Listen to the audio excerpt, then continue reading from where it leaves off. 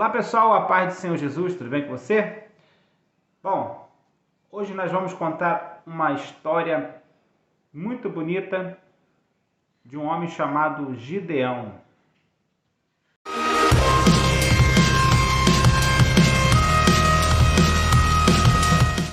Mas antes eu preciso dizer algo para você, que os filhos de Israel, naquela época, todas as vezes que faziam mal, o que era mal aos olhos do Senhor, os inimigos oprimiam os filhos de Israel.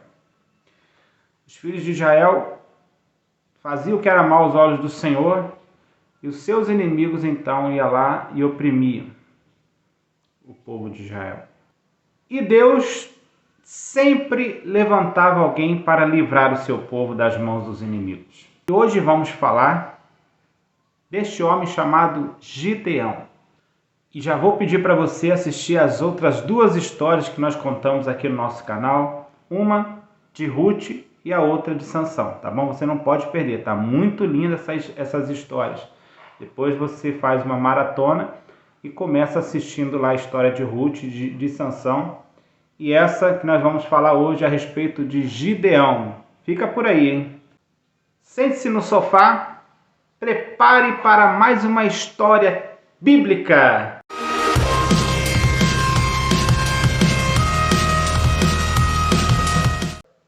Bom, gente, eu escrevi aqui para ficar mais fácil resumir, porque todas as histórias que nós contamos aqui no nosso canal são histórias resumidas, tá bom? Não é tudo ao pé da letra, porque senão ficaria muito longo esse vídeo.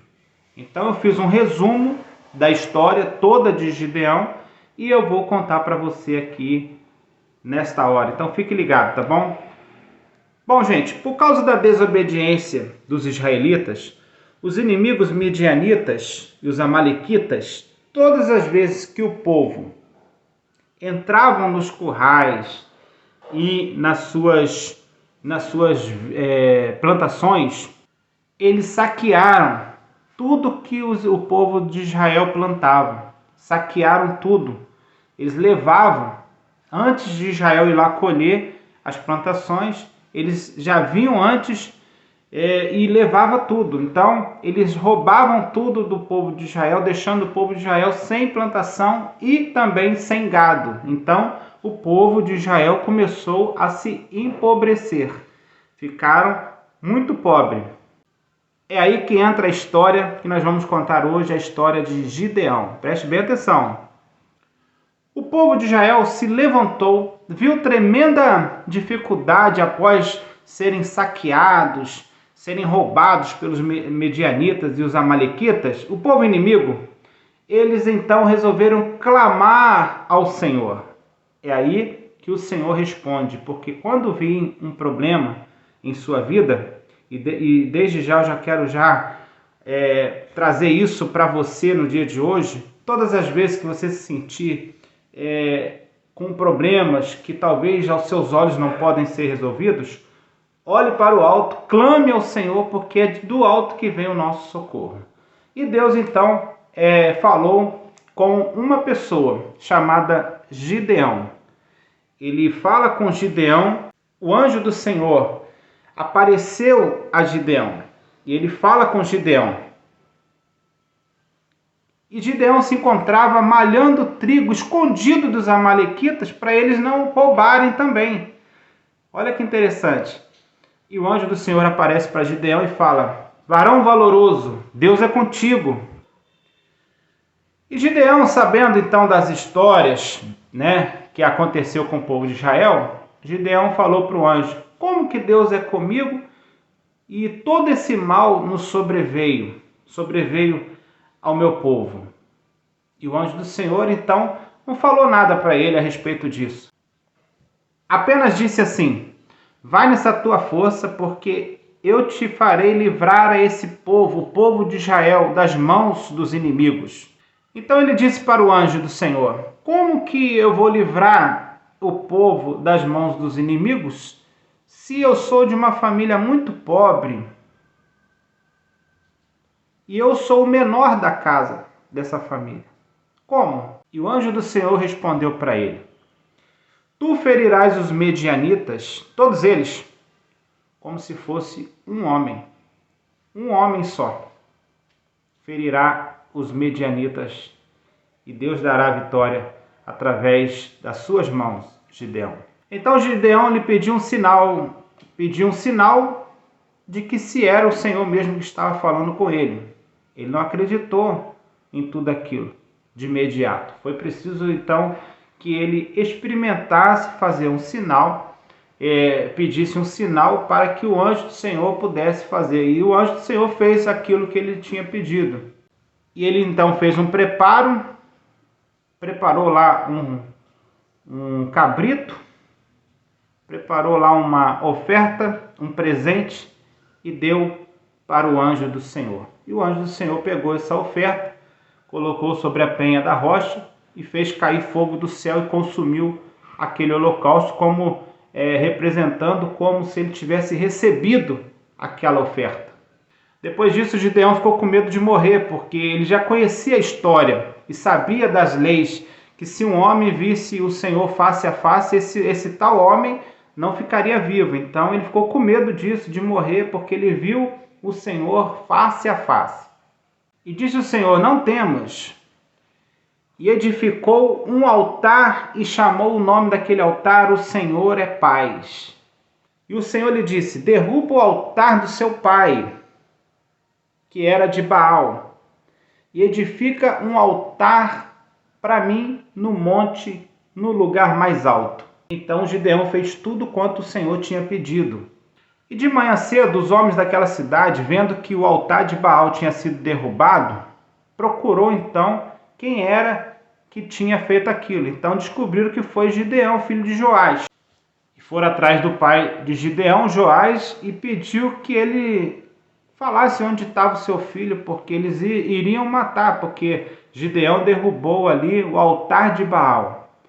Isso já nos mostra, eu quero aqui abrir um parênteses e dizer para você que Deus só vai operar na tua vida a partir do momento que você derrubar o altar de Baal que está aí, de repente, impedindo de algo acontecer na tua vida.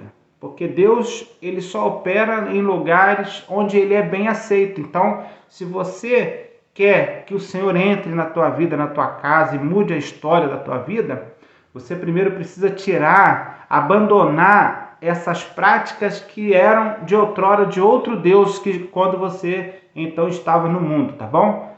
Fica essa dica para você. Derruba o altar de Baal, consagra a Deus a sua vida e as coisas vão mudar na tua vida.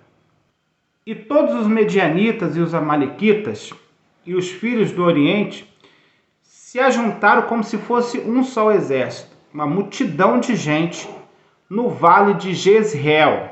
Então o Espírito do Senhor se revestiu de Gideão, a qual tocou a buzina e convocou a Manassés, Asser e Zebulon, as tribos que estavam com eles, Naftali.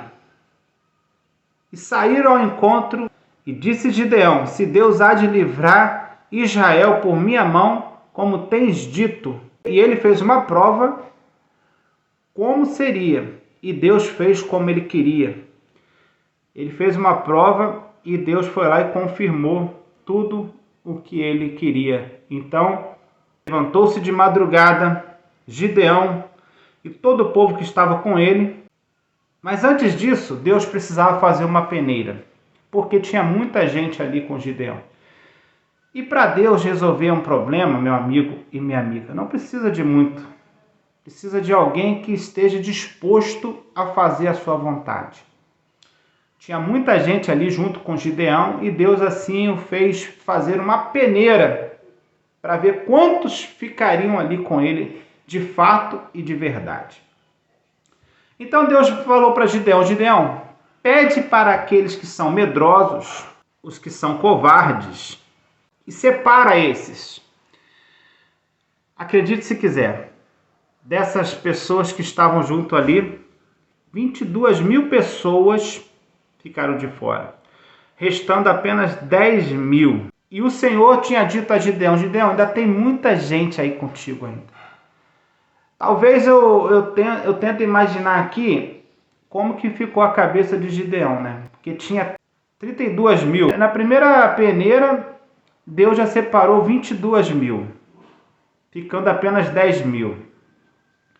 E Gideão olhando para aquele povo inimigo como uma multidão de gente, como um exército em número, dos amalequitas, dos medianitas, dos homens do Oriente, todos se juntaram contra ali para essa peleja, para essa guerra contra Gideão. Aí tu imagina a cabeça de Gideão, Deus tirando de 32 mil, Deus tirando 22 mil, ficando apenas 10 mil. Mas Deus disse para Gideão: Gideão, ainda tem muita gente aí, vamos fazer outra peneira, vamos fazer o seguinte, fala para esse povo que está aí, esses 10 mil que sobraram aí com você, pede para eles beberem água. Todos que beberem água, como um cachorro, já viu como o cachorro bebe água? Ele lambe, ele vai bebendo, lambendo, mas ele fica, né, na atenção ali, em tudo que está à sua volta. Todos que beberem água e lamberem como cão, você separa. E os que se ajoelharem ou se encurvarem para beber água, você separa também. Acredite se quiser. Os que beberam água e como o Senhor queria que eles bebessem água, como o cão ali, como um cão vigilante, né? É um exemplo, tá? Ficou 300 pessoas. De 10 mil, então, 9.700 pessoas ficaram de fora. Então Gideão ficou apenas com 300 homens. Agora você veja bem, 300 homens contra uma multidão. Mas o Senhor, outrora, já tinha prometido para Gideão que ele feriria todos eles, que ele ganharia essa guerra apenas como se fosse um homem só. Então, não era para Gideão temer. Gideão não precisava temer, porque Deus estava com ele. Deus estava com ele, Deus estava com o seu povo. E disse o Senhor: com esses 300 homens que foi separados, vos darei os medianitas em suas mãos. E Deus deu uma estratégia a Gideão, e ele foi até o vale, no arraial ali dos inimigos, dos amalequitas, onde eles estavam acampados. E pasmem, e era uma multidão de homens, como gafanhotos, como a areia da praia, era muita gente. Mas Deus estava com Gideão. E Gideão confiou no Senhor, porque sabia, já tinha tido provas que Deus daria a vitória a Gideão sobre essa guerra. E Deus deu um sonho para os inimigos. Eles sonharam e ouviu da boca dos inimigos que Deus daria vitória ao povo de Israel. Então isso fortaleceu mais a fé de Gideão e fez com que ele não desistissem dessa luta, porque ele sabia que Deus daria essa vitória para todo o povo de Israel. Então separou os 300 em 3 esquadrões de 100 e foram até o vale onde estavam ali os inimigos, os medianitas. E deu-lhes em suas mãos, colocou-lhes em suas mãos, buzinas e cântaros vazios e tochas acesas. E foram até o arraial dos medianitas, e todos eles fizeram então como Gideão tinha ordenado para eles fazerem.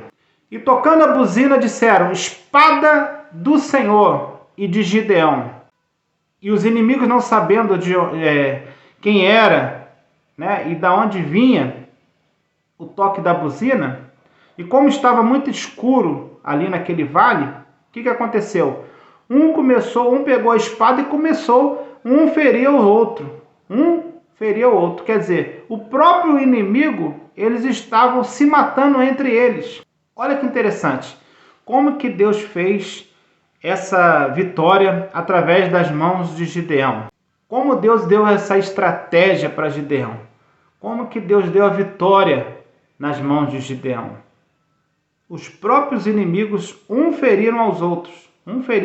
Quer dizer, estava muito escuro, então eles não sabiam de onde vinha o toque da buzina e como eles gritavam, né? Então, eles gritavam espada do Senhor e de Gideão. Então, quer dizer, eles não sabiam de onde estava vindo. Então, um começou a ferir o outro. E um começou a matar o outro, onde eles puderam ter a vitória, então, em cima dos inimigos medianitas e dos amalequitas e dos homens dos Orientes, todos que estavam reunidos ali naquele vale. E assim, os príncipes desses povos, porque nessa época os reis, os príncipes, eles colocavam o exército, mas eles mesmos ficavam de longe, né, distante. Então, o que aconteceu? Quando eles viram que os seus povos estavam ali sendo derrotados, feridos, caindo ao fio da espada, o que aconteceu? Eles começaram a fugir para as montanhas. E Gideão, assim, vendo, observando isso, começou a colocar, vai atrás deles, porque mandou que os homens que estavam com ele fossem atrás daqueles príncipes para poder pegá-los também. Porque geralmente a vitória só se dava por vencida quando você derrotava aquele que estava na frente, o chefe, o principal ali do exército. Então, só se dava vencido uma guerra quando você conseguia vencer o rei, o príncipe, o chefe, entendeu? Então, Gideão, o que Gideão fez? Gideão mandou que fosse atrás dele nas montanhas e trazerem para eles. O que aconteceu? Gideão, então, conseguiu alcançá-los e derrotando todos os príncipes dos amalequitas e dos midianitas, então a guerra foi consumada e Deus deu a vitória para Gideão. Com 300 homens, Gideão venceu essa guerra. Então Gideão trouxe seus despojos e dividiu, né, os seus despojos ali. O povo voltou a prosperar novamente, o povo de Israel voltou a prosperar novamente. Foi repartido ali os despojos que eles pegaram dos povos, né, os ouros, e então cada um foi para sua casa, cada um então continuou a vida ali do povo de Israel, e Deus tinha dado a vitória através das mãos de Gideão. Por Gideão, Deus deu a vitória ao povo de Israel. E Gideão então foi para sua terra em Ofra. E foi Gideão, filho de Joás, e habitou em sua casa, e teve ele 70 filhos, porque ele tinha muitas mulheres. Ele teve uma concubina que estava em Siquém, e ela teve um filho, concebeu e teve um filho que se chamou Abimeleque. Mas esse aqui, a gente conta uma história depois a respeito desse Abimeleque, tá bom? E essa história de Abimeleque não foi uma história muito boa, né? Mas depois, mais para frente, a gente pode contar a história de Abimeleque, tá bom?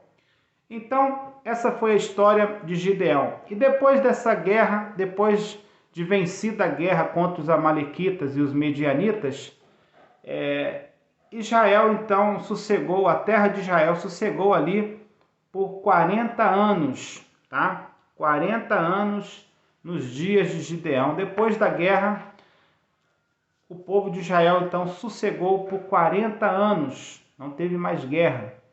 Mas, infelizmente, após a morte de Gideão, o povo voltou a fazer o que era mal aos olhos do Senhor. E todas as vezes que o povo fazia o que era mal aos olhos do Senhor, isso trazendo para os dias de hoje, o povo perece nas mãos do inimigo.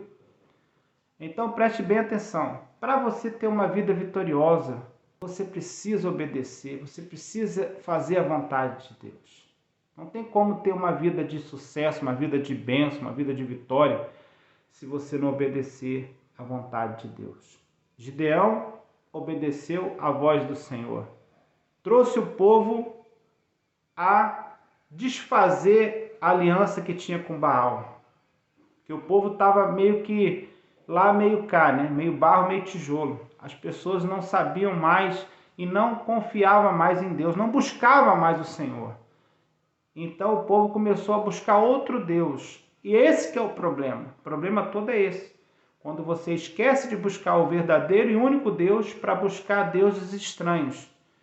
E aí acontece o que aconteceu com o povo de Israel. Começou a ser oprimido por um povo inimigo, sendo que lá atrás, e Deus já tinha dado várias vitórias para o povo de Israel e mostrado que ele estava com o povo de Israel.